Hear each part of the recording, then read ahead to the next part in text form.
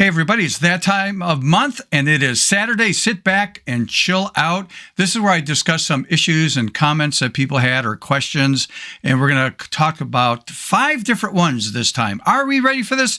Let's do it.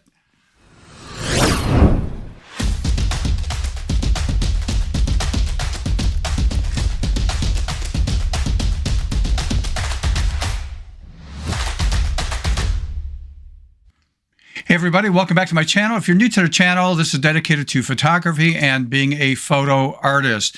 Once a month, I do what I call a Saturday sit back and chill out based on some issues that come up from the previous month and some questions I get. And a lot of those comments or questions are hard to address by sending back an email, or you just visually have got to see it. It's easier for me to help explain it. So there's going to be 5 different things I'm going to talk about. One, just quickly, I want to get out of the way, and that is I was actually a guest speaker at a long weekend conference here in Michigan called Photomax 2025, and I had a big surprise on my session. The first day was Friday, which is dedicated to a photographer that's pretty well known in the United States, and it's Scott Robert Lim, incredible photographer. In fact, we're going to take a look at his work right here real fast just to show you if you've never seen his work before. So this is, I'll put a link to his website, but you can just look for or do a search for Scott Robert Lim, and you can find him. He does, again, a lot of workshops, a lot of weddings, fashion stuff, really great photographer. I'm going to talk about what he does probably in a future video that's very controversial to other photographers, but clients, they're happy. They love his work. Okay, so we'll deal with that later. But this is the event I was at, and I spoke on the last day. That was Sunday, and I was privileged and honored to have Scott sitting in, attending my session.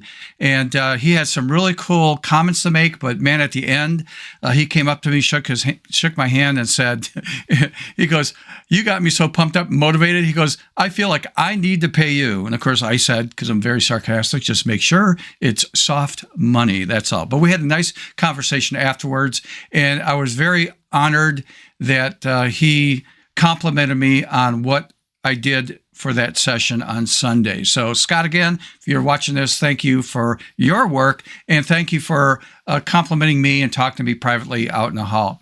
Okay, so let's jump into a question that came up, or some comments that came up, and that is, I did a video a few weeks ago about creating your own signature and putting it in your images and how to load it in the we call it library. And if you didn't see that, I'll put a link in the show notes regarding that. And some made a comment that, hey, that's not really your signature. It's really like a logo. So I should have been saying that when I designed that. It should be called a logo signature, or just some people like to call it a watermark signature, whatever you want to call it. Yes, I know it's not your signature. You're just designing a look to put, say, on your images. If you really want to put your signature on something, which I do occasionally on my fine artwork that has more of a painterly effect, what you need to do is actually, some of you guys don't have like a Wacom device or multi-touch monitor like I do, where you can take, a digitized pen or whatever and sign your name to have that actually recorded into, a document, say in Photoshop. Here's what you do. Get yourself a blank sheet of paper, white sheet of paper. Make sure it's white. And sign your name really big on the paper. And I would recommend like a Sharpie pen, something that's going to give some thickness to it. And again, just go on the paper, sign it. Let's see if I can hold this up. And sign your name really big on there. And then what you do is you take the image, the document, this sheet of paper, put it on a flatbed scanner, scan it into Photoshop. Now, some of you may not have a flatbed scanner or any kind of scanner at all. Photograph this with your camera. So I'll put another link in on how I actually created my actual signature into a brush or even an image, and then have that loaded into the library or the brush area, whatever you want it to be, and then actually use your real signature. Now, again, if you don't get the exposure right, I purposely didn't expose this right because we want this to be pure white when you take a picture of it with your camera. I will show you how to correct that. So I purposely showed in that video, if you don't get the exposure right, this is what's going to happen. Ooh, what do I do to correct that? So you'll have, again, that link to that video that I did months ago. Okay, so that was an issue. Again, yes, it can be your real signature, so that's a way of doing it. And again, watch the video on that. It'll be a little bit more helpful to you. Okay, the next issue I had was the misunderstanding of pixel versus dots per inch. In other words, we hear PPI, pixels per inch, versus DPI, which is dots per inch. And what is the difference? So let me get out of this website here. Let's get into Photoshop. And I'm going to open up this image right here. And basically, in simple terms, pixel per inch is a measurement based on your the screen, the digital stuff, the resolution that people see when they're looking at their tablet or phone or whatever. It's all the electronic stuff. Dots per inch is based on a printer, and we're talking about a fine art print now. And so with this image opened up, let me go to image, and I'm going to duplicate this so we have two copies of it. And the original one here, if I go to image size, so drop down menu there, come down to image size, we could see that this is 12 inches in width, 8 inches in height, and it's 150 as a resolution. Okay, so we'll just cancel out of that. This one is the same. So if I go to image and come down to image size, I see that it's 12 by 8 because, again, it's just a copy, same resolution. But I'm going to change this. I'm going to deselect resample. Well, no, I have to have that to resample. And I'm going to change this to 10 pixels per inch.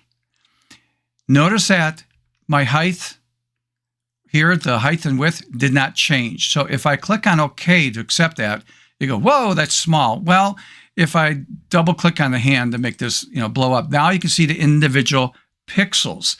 And if I go to image size again, you're going to see that right here, this is still a 12 inch by 8 inch, but the resolution is 10 pixels per inch. So basically, if I zoom in on this, and we'll take a look at the 1 inch marker. So there's a 0 here. Here's the 1 inch marker.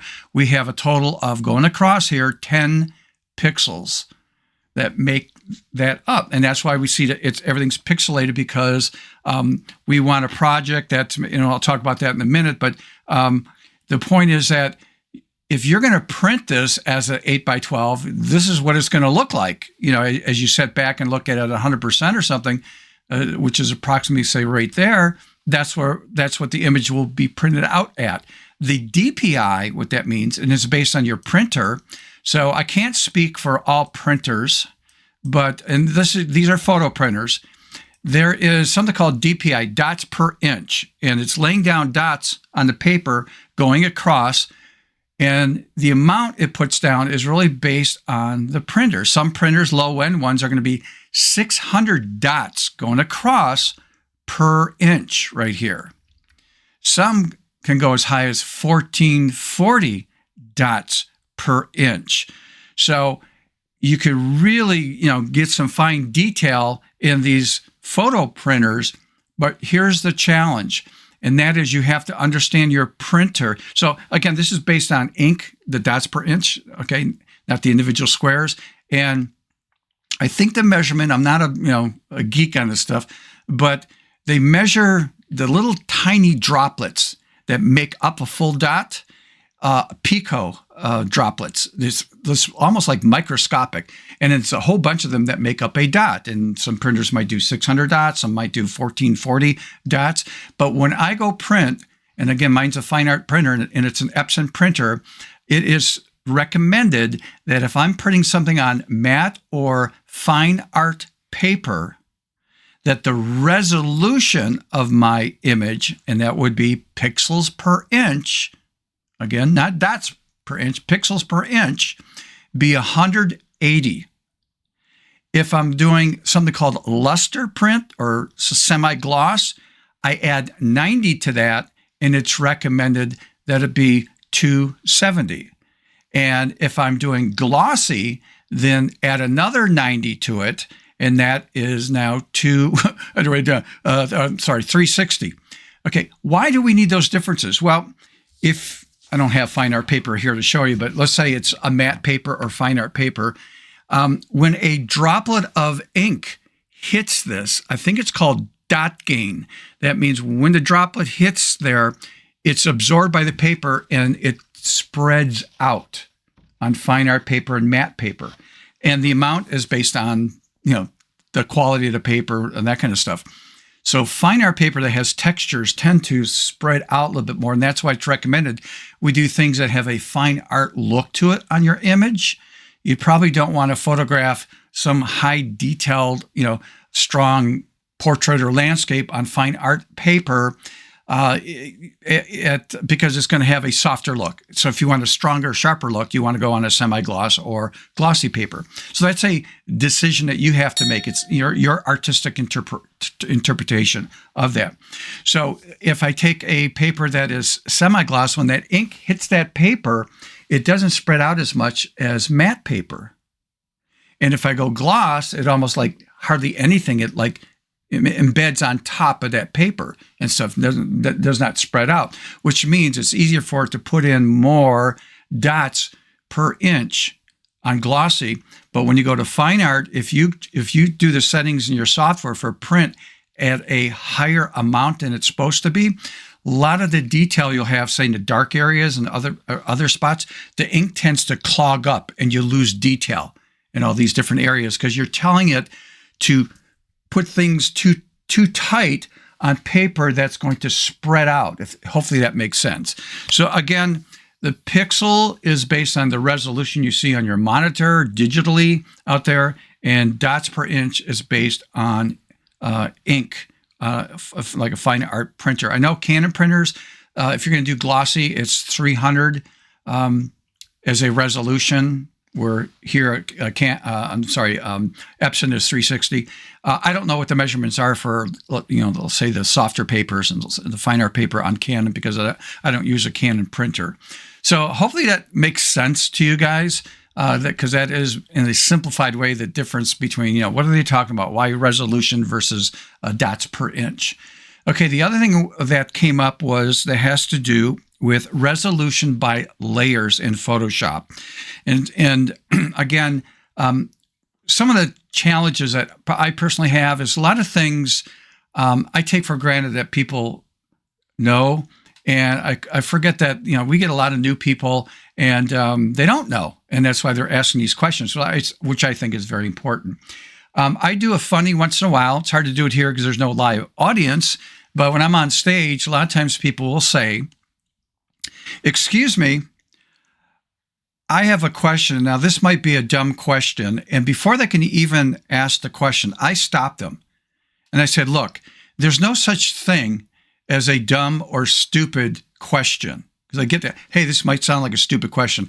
Okay, there is no such thing as a stupid question. Everybody's educational experience is all different when it comes to a topic like photography, right? And if we're new, we don't know. Sometimes we feel intimidated. So I have to explain that to people. Absolutely. There's no such thing as a stupid question. Okay, so what's your question? So I try to put them at ease. Then they ask the question to me. And then I pause for a moment because you guys know I'm very sarcastic and sometimes people don't interpret it that way. I look at them and go, that is a stupid question. Let's move on. And I pause. I go, hey, they know I was kidding. So they're all laughing. But again, our knowledge is all different. And so I don't want people to feel that they're asking something that's stupid or dumb question. No, it's not. It's our experience. And if we're new, we're lacking that. So let me show you an example here in Photoshop. I'm going to open up these two images here, this one and that one. And then I'm going to start a project. Let's just say I'm going to do Control N, Command N, which for Mac. And I'm just going to choose a default here, which is a 7:5. The resolution is 300. So I'm going to choose Create. Okay, so resolution by layer just means everything I'm doing now is going to be 300 as a resolution. I don't care how many layers you have. And when you bring in another image, it doesn't matter. Well, it does matter what resolution it is, but it converts it to, this is going to be a 300 resolution project. Okay. So an example, if I go to this basketball image here and I go to image, let's take a look at the image size, you're going to see that this is approximately 6x4 and it's 100 resolution. Okay, well, my main project is 300, right? So let me close out of that. Let me just cancel it.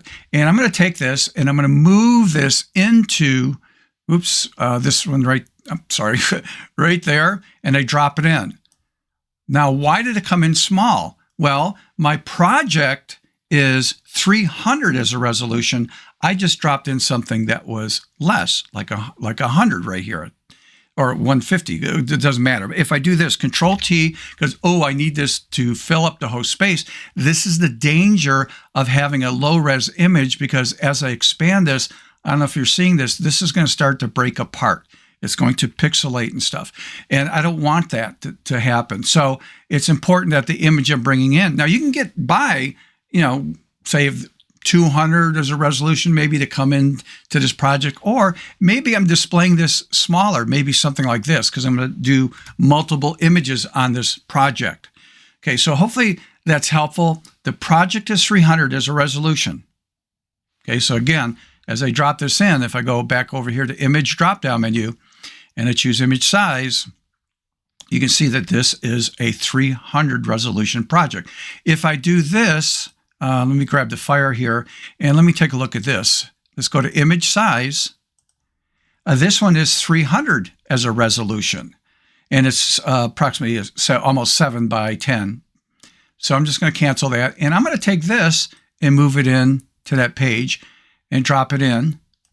You can see what happened. Okay, so this comes in big, right? It's a higher resolution, but the dimensions is maybe a little bit bigger. And if I do Control T, you can see if I pull back how this is big. So this isn't going to be a problem if I had to fill up this entire image. I can do this and still get by with this, hit enter. Let me do that right now. It's still, if I go to image size again right here, it's going to be the 7 by 5, 300 as a resolution.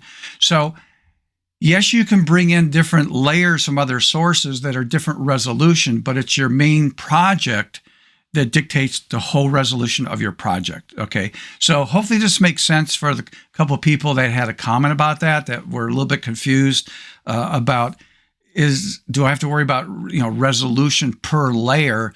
It is by the project. You do have to be concerned about what you bring in to the project and make sure it's of good quality as a resolution to complement your project. Okay, so with that out of the way, I think that is all. Oh, and one other issue, because I got some private emails on this, and that is, hey, Steve, I've been hearing about you're trying to put some classes together online. And I think the first one I'm going to be doing is doing an overlay class and stuff. Something I normally charge $100 for a half-day workshop live in person for up to, say, 8 to 10 people. I won't go over 10 because it gets out of control. But how's the status of that? I got it half done. I'm still busy. I'm going to be busy till the middle of April, and then I'll have more time. I actually have 3 classes I want to build and offer to you guys at buymeacoffee.com/Stephen Photo Artist. When it's released, I'll let you know about it. It's just a way of helping and supporting the channel.